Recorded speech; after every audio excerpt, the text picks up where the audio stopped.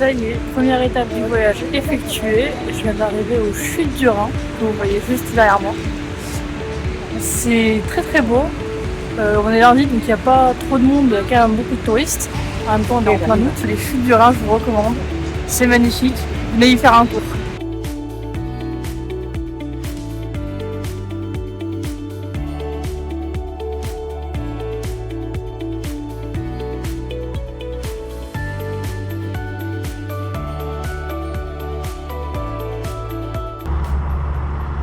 Bon, la journée se termine au bord du lac. J'ai pas le nom, encore une fois, je vous le dirai, je vous l'écrirai juste au-dessus de ma vidéo. Ça s'est bien passé globalement aujourd'hui. Je suis contente d'être allée aux chutes du Rhin, mais il y avait quand même beaucoup de gens, ce qui reste normal, mais je pense qu'il y en avait beaucoup moins que si j'avais été un week-end. Aujourd'hui on est lundi, donc j'ai quand même eu de la chance. Il a fait extrêmement chaud aujourd'hui, plus de 37 degrés c'est sûr. Mon thermomètre dans la voiture m'a lâché, je pense qu'il a cramé, donc je pourrais même pas vous dire exactement. Là je suis arrivée il y a environ un quart d'heure, une demi-heure. Je suis déjà allée faire un petit saut dans le lac pour aller nager et me rafraîchir. C'était assez drôle parce que la température de l'eau était plus chaude que les douches que j'ai l'habitude de prendre. Je m'attendais à ce que ce soit froid, mais en fait pas du tout. Et là je suis en train de préparer à manger, beaucoup, parce que au final je n'ai pas de frigo, je n'ai qu'une glacière. Donc j'ai pris pas mal de choses qui étaient en train de périmer dans mon frigo et que je vais essayer de voir. Et ensuite, comme ça, au moins si c'est cuit, ça se perdra moins vite. Il y a aussi un orage qui approche, donc j'espère que je vais réussir à passer entre les gouttes, sinon c'est pas grave.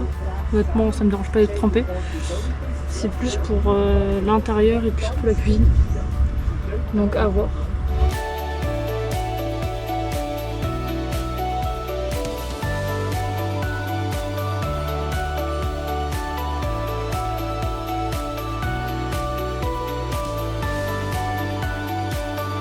Bonjour, c'est parti pour une nouvelle journée en Suisse.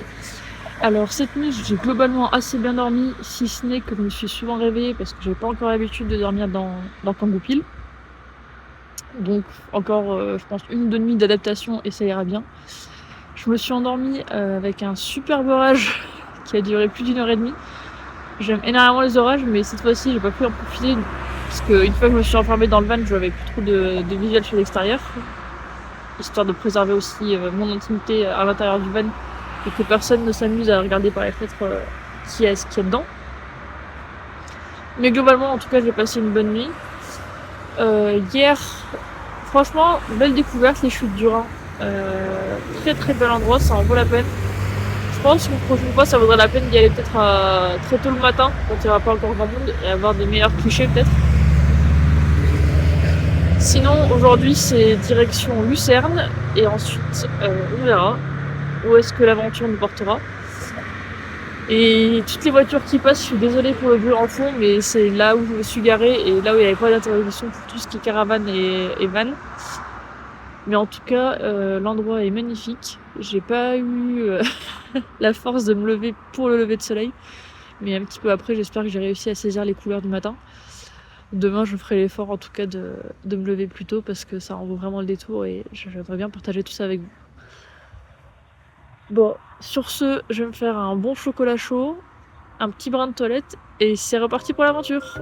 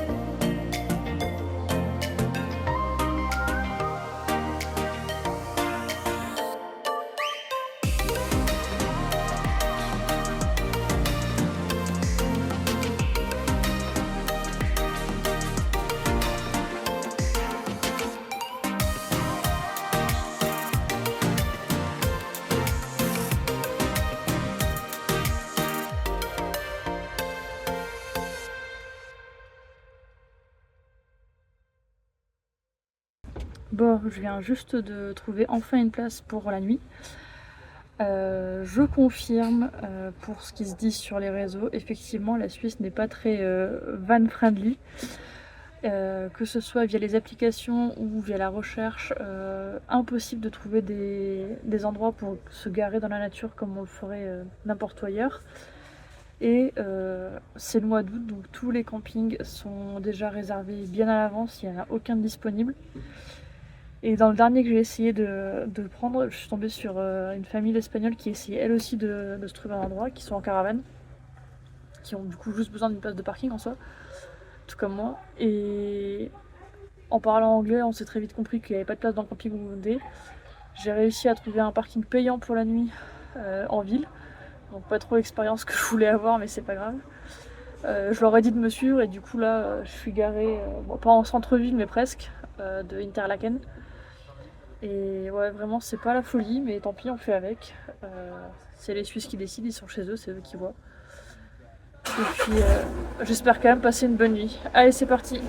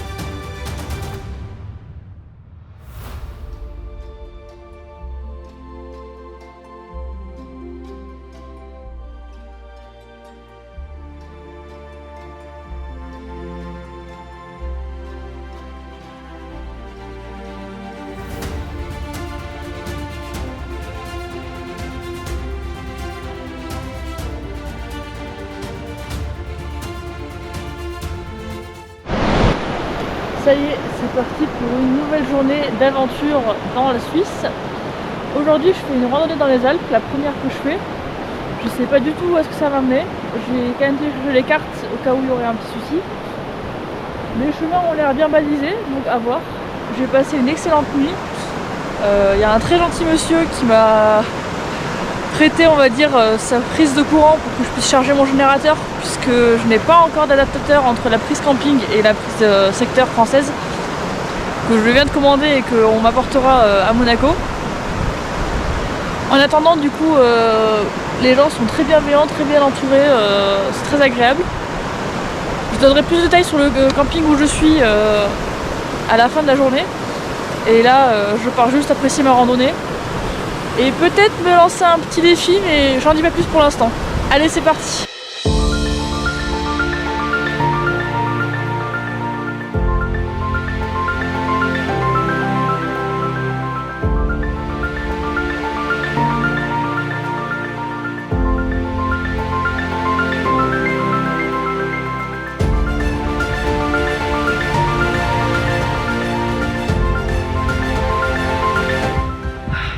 Oh, je suis un peu à bout de souffle, je vous avoue.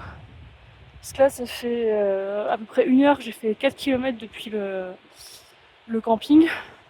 Le dénivelé, je pourrais pas vous dire, la montre elle le dit quoi à la fin, mais je vous mettrai un récap. Je peux vous dire que ça grimpe, hein, c'est pas les Alpes pour rien. Les premières impressions, c'est que c'est très très beau, franchement. Des montagnes, de toute façon, ça restera toujours magnifique à mes yeux. La vue sur les différents glaciers est imprenable. Par contre, il y a la petite différence que je note avec les Pyrénées, qui seront toujours au fond de mon cœur, donc je sais pas si c'est impartial ou pas. Mais je les trouve, les Alpes, je les trouve un petit peu, on va dire, civilisées, dans le sens où il y a énormément d'aménagements qui sont faits, pas juste des ponts pour traverser les grands torrents, mais il y a plein d'endroits où il y a des planches qui ont été fixées pour faciliter le passage. Il y a plein d'endroits où il y a en fait des plaques en métal sur les rochers avec des QR codes pour faire, on va dire, un parcours éducatif. C'est des bonnes idées et tout, mais c'est vrai que du coup c'est un peu moins sauvage, un peu moins euh, réservé, on va dire, à certains. Enfin, en tout cas, c'est le sentiment que ça donne. Mais c'est vraiment très très beau, c'est magnifique. Là, je reprends mon souffle parce que je suis encore à jeun. Enfin, je bois de l'eau, mais j'ai commencé un jeûne intermittent il y a quelques semaines. Et là, c'était peut-être pas la meilleure des idées pour ce matin. Mais c'est pas grave, il me reste, je pense, 1 ou 2 heures sans manger. Et de toute façon, je le couperai peut-être un petit peu plus tôt, mais j'attends juste d'arriver au chalet, euh, dont le nom vous sera écrit tout à l'heure, comme d'habitude. Et selon dans quel état j'arrive et quelle heure il sera, je vous parlerai peut-être du petit défi que je me suis lancé, s'il est réalisable. Allez, c'est parti!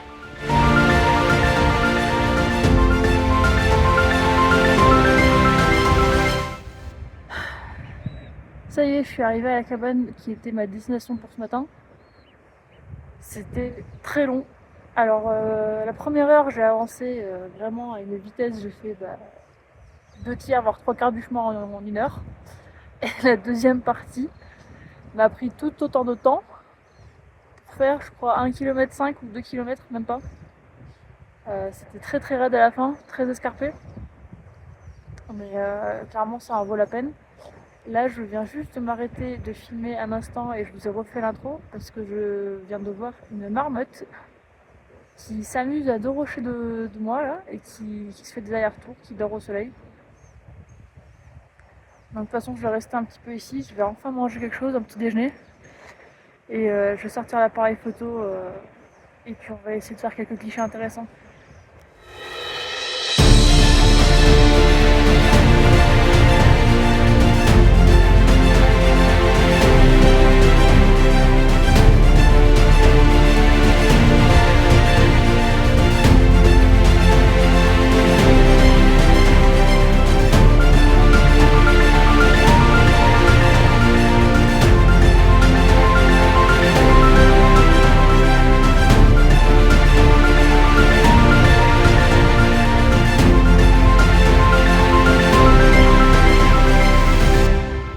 Bon, j'ai eu la chance de faire beaucoup de clichés et quelques vidéos d'une marmotte qui se baladait là. Pour moi, c'est toujours quelque chose d'hyper à la fois doux et impressionnant. C'était une petite tradition avec mon père où on avait toujours. On a créé une collection de peluches de marmottes. Et j'en ai toujours une avec moi. Et il y a quelques longues années, j'avais réussi à faire mon entre guillemets plus beau cliché de marmotte que j'avais rajouté du coup à sa collection. Où, par chance, avec un téléphone portable au détour d'une petite balade dans les Pyrénées, j'avais pu m'approcher à moins de 5 mètres d'une marmotte qui était à l'entrée de son terrier. Et j'ai vu qu'il y avait les marmots derrière elle, donc c'est pour ça elle pouvait pas s'enfuir davantage sans les laisser tout seul, donc elle a pas bougé et du coup je l'ai pas embêté plus que ça. Mais c'est là que j'avais fait une photo qui pour moi restera toujours mémorable, qui est toujours sur mon Instagram si vous remontez loin dans les années. Et aujourd'hui je peux en rajouter quelques nouvelles à ma collection. C'était vraiment un instant très paisible, très agréable. Euh, je suis assez émue. Donc là, après avoir monté tout ça et partagé ce beau moment avec la nature, il est temps de manger les restes d'hier soir parce que je suis affamée. La montée était bien rude, mais ça en vaut clairement la peine.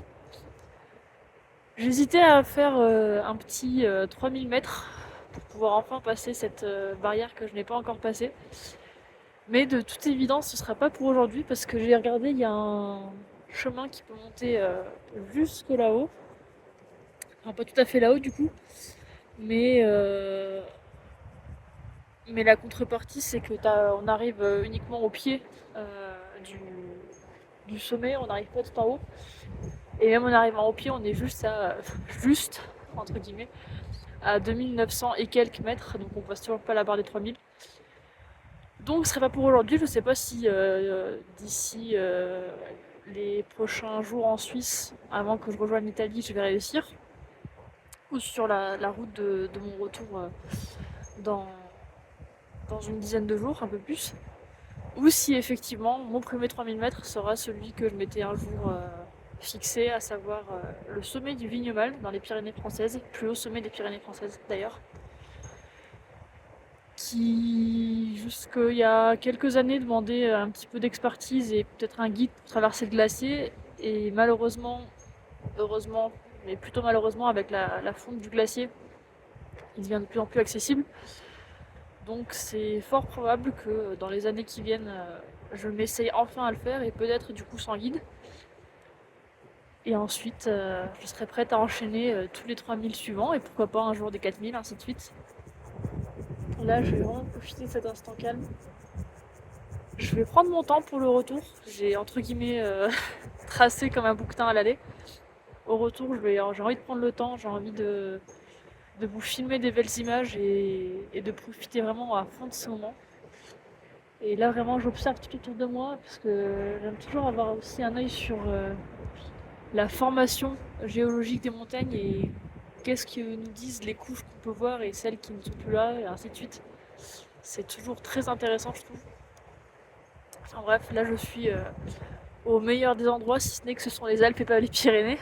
Je suis un petit peu chauvine à ce sujet-là, mais ça reste vraiment magnifique, et je vous laisse vraiment profiter des images.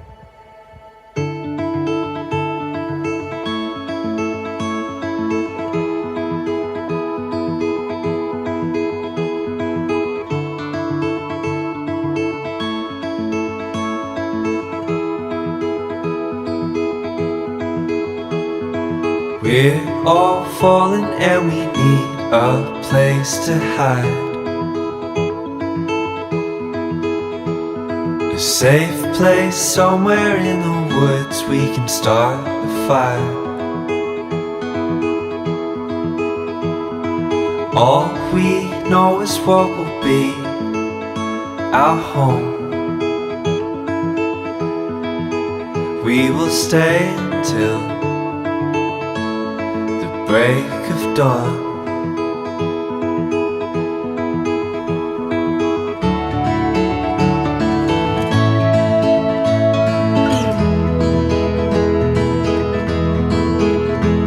The cold night takes us to a place to escape the chill, tucked up somewhere in the woods on a hill.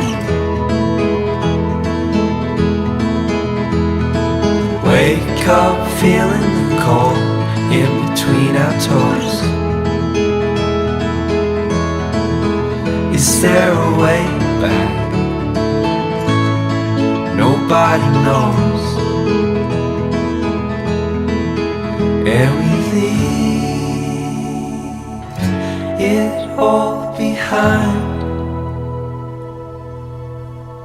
Can't you see? We need some time. And we all sit around the fire. We feel a little warmer now. And we all sit around the fire. We feel so much better now.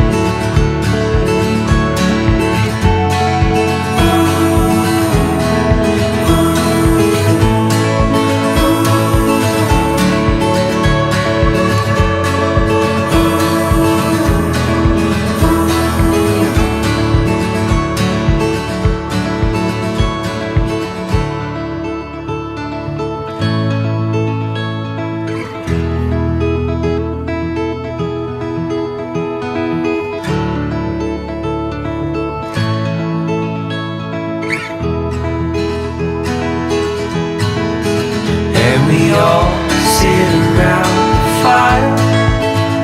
We feel a little warm now. And we all sit around the fire. We feel so much better now. And we all sit around the fire. We feel a little warm now. And we all sit around the fire. We feel so much better now.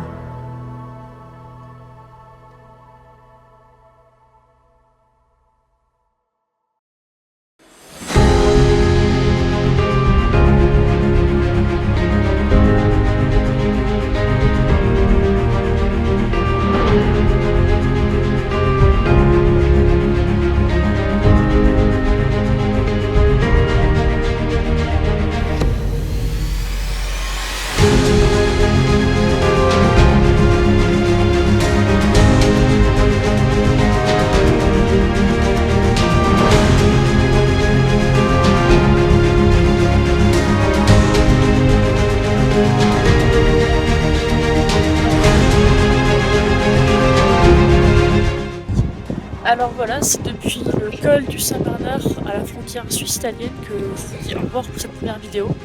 J'espère que cette aventure en Suisse vous a plu. Et moi je me lance tout de suite sur la partie du voyage en Italie.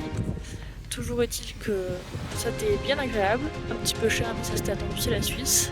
Et surtout, partez à l'aventure!